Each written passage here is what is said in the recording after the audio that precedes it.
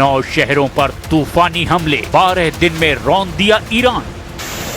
लगातार 12वें दिन ईरान पर अमेरिका जबरदस्त हमले कर रहा है।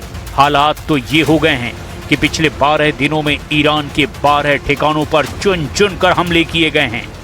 हैरान करने वाली बात तो ये है कि ईरान ने भी खाड़ी में मौजूद अमेरिकी ठिकानों पर हमले तेज करने में कोई कसर नहीं छोड़ी है। कुछ रिपोर्ट्स में दावा किया गया कि अमेरिका हर हाल में ईरान के हॉर्मुज पर कब्जा करने की कोशिश करने में जुटा है। इधर ईरान ने अपनी घातक बैलिस्टिक और हाइपरसोनिक मिसाइलें फतह-2 और सेजिल मिसाइलों से अरब देशों के तेल ठिकानों को तबाह करके आग का दरिया बनाने का ऐलान कर दिया है। इधर ट्रंप ने कहा कि अगर ईरान हॉर्मुज स्ट्रेट में किसी जहाज पर हमला करता है तो फिर अमेरिका जवाब में ईरान के पुलों और बिजली घरों पर जबरदस्त बमबारी करेगा। इनमें तेहरान के अंदर मौजूद ठिकाने भी शामिल होंगे। अमेरिकी सेंट्रल कमांड के मुताबिक मौजूदा संघर्ष में अब तक 18 अमेरिकी सैनिक मारे जा चुके हैं, जबकि सैकड़ों सैनिक इसमें घायल हुए। हम आपको दिखा रहे हैं कि कैसे अमेरिका और रूस की जंग अब ज्यादा खतरनाक और बेरहम हो चुकी है। 12 दिनों से ईरान पर हमले, हॉर्मुज पर कब्जा करेगा अमेरिका। ईरान और अमेरिका इजराइल के बीच जारी युद्ध अब सबसे ज्यादा घातक और निर्णायक दौर में दाखिल हो चुका है। अमेरिकी रक्षा कमान यानी सेंटकॉम ने बीते 24 घंटे के दौरान ईरान पर लगातार 12वीं रात भारी हवाई हमले किए हैं। दूसरी तरफ वॉशिंगटन से राष्ट्रपति डोनाल्ड ट्रंप का एक सनसनीखेज बयान सामने आया, जिसमें उन्होंने सीधे तौर पर ईरान के सबसे गुप्त और अभेद परमाणु ठिकाने पिकैक्स माउंटेन को तबाह करने की चेतावनी दे दी है। क्या पिकैक्स माउंटेन पर अमेरिका बड़ा प्रहार करने वाला है? स्ट्रेट ऑफ हॉर्मुज में जहाजों पर हुए हमलों के बाद ट्रंप ने तेहरान को क्या अल्टीमेटम दे दिया है? और ईरान ने जॉर्डन से लेकर फारस की खाड़ी तक कैसे पलटवार किया है? सबसे पहले बात रात में हुए हमलों की। अमेरिकी सेंट्रल कमांड यानी कि सेंटकॉम ने लगातार 12वें दिन भी ईरान के सैन्य बुनियादी ढांचे को पंगु बनाने के मकसद से जबरदस्त हमला किया है। पश्चिमी ईरान पर हमले। ईरानी मीडिया के मुताबिक पश्चिमी ईरान के अहवाज, रामशीन, अंदिमेश्क और इराक सीमा के पास में शलमचे के सैन्य परिसरों को अमेरिकी मिसाइलों ने निशाना बनाया। तटीय ठिकानों पर हमला। फारस की खाड़ी के पास मौजूद ईरानी रिवोल्यूशनरी गार्ड्स यानी कि IRGC के मरीन ड्रोन हैंगर्स और मिसाइल लॉन्च पैड पर नौसैनिक बमबारी की गई है। इधर ईरान भी चुप नहीं बैठा है।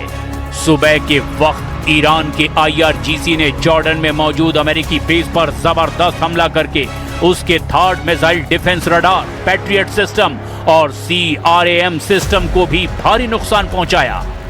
जॉर्डन के रक्षा विभाग ने भी पुष्टि की है कि उसकी वायु रक्षा प्रणाली ने 4 ईरानी बैलिस्टिक मिसाइलों को बीच हवा में इंटरसेप्ट किया है। इधर ट्रंप ने चेतावनी दी कि यदि ईरान ने हॉर्मुज में किसी भी अमेरिकी या वाणिज्यिक जहाज पर हमला किया तो अमेरिका ईरान के हर एक हमले के बदले तेहरान और आसपास के एक एक पुल और पावर प्लांट को बम से उड़ा देगा। And the stock market has said, and that's with this skirmish we have going on. I call it a skirmish. This is with this skirmish we have with the Islamic Republic of Iran. And I call it that because let me tell you, they're getting hit so hard and they want to make a deal. But I say they're not ready to make a deal. Because every time they make a deal, they want to change it and everything. They're not ready. They'll be ready very soon. Iran युद्ध हुआ तूफानी, Hormuz पर कब्जे का blueprint. ये महज 2 देशों का टकराव नहीं, ये दुनिया की सबसे अहम समुद्री व्यापार लाइन स्ट्रेट ऑफ हॉर्मुज को बचाने और उस पर कब्जा जमाने की जंग बन चुकी है। 12 रातों की इस लड़ाई ने ईरान युद्ध को महायुद्ध में तब्दील कर दिया है। अमेरिका ने पूरे मिडिल ईस्ट में तैनात अपने 50,000 सैनिकों को हाई अलर्ट मोड पर रखा है। बहरीन में तैनात अमेरिकी नौसेना के 5वें बेड़े को आक्रामक कार्रवाई का निर्देश दे दिया गया है। बहरीन में सुबह से ही मिसाइल अलर्ट के सायरन गूंज उठे हैं। इधर इजरायली सेना यानी IDF के प्रमुख लेफ्टिनेंट जनरल अयाल जमीर ने बड़ा ऐलान करते हुए कहा कि हम ईरान के खिलाफ पूर्ण युद्ध फिर से शुरू करने के लिए 100% तैयार हैं।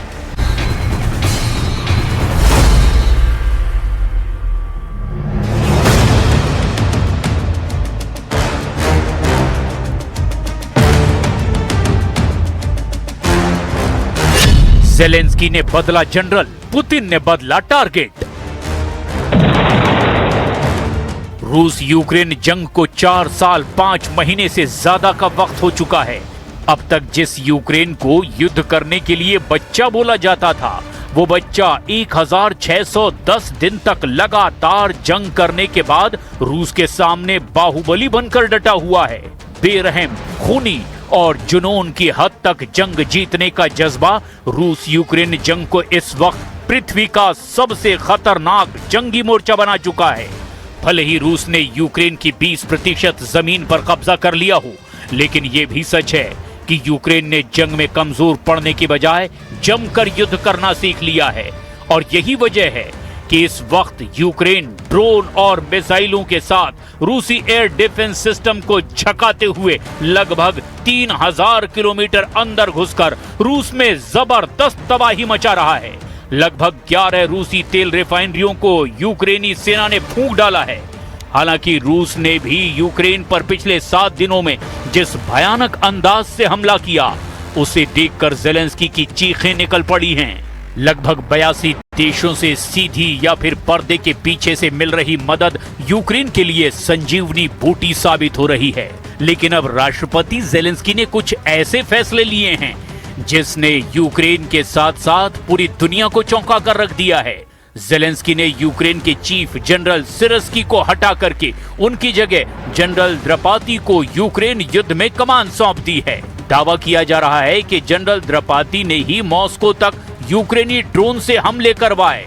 वहीं दूसरी तरफ पुतिन ने अचानक अपने टारगेट बदलने शुरू कर दिए हैं। खबर है कि पुतिन अब कीव के साथ साथ पूरे पूर्वी यूक्रेन पर कब्जा करने के लिए नई रणनीति बना चुके हैं और इसी के आधार पर अब रूसी मिसाइलों से बेहद सटीक हमले यूक्रेनी शहरों पर किए जा रहे हैं।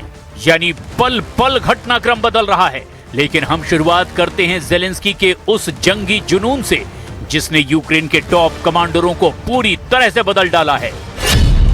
जंग में उतरा ज़ेलेंस्की का जल्लाद, सिरस्की की छुट्टी, द्रपाती की एंट्री। दावों के मुताबिक यूक्रेन के राष्ट्रपति व्लादिमीर ज़ेलेंस्की ने जबरदस्त प्रदर्शनों और सेना के भीतर बढ़ती नाराजगी को देखते हुए commander in chief general Alexander Syrskyi को बर्खास्त कर दिया है। मिखाइलो द्रपाती को यूक्रेन का नया सेना प्रमुख नियुक्त किया गया है। अब आप ये जान लीजिए कि आखिर क्यों ज़ेलेंस्की को ये बड़ा कदम उठाना पड़ा।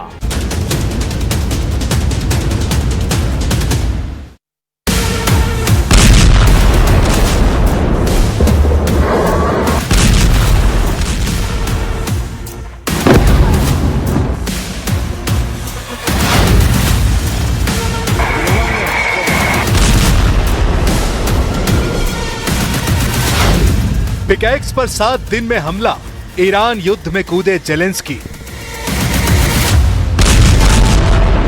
28 फरवरी 2026 से आज तक अमेरिका और इजराइल ईरान के परमाणु ठिकानों को पूरी तरह से नष्ट नहीं कर पाए।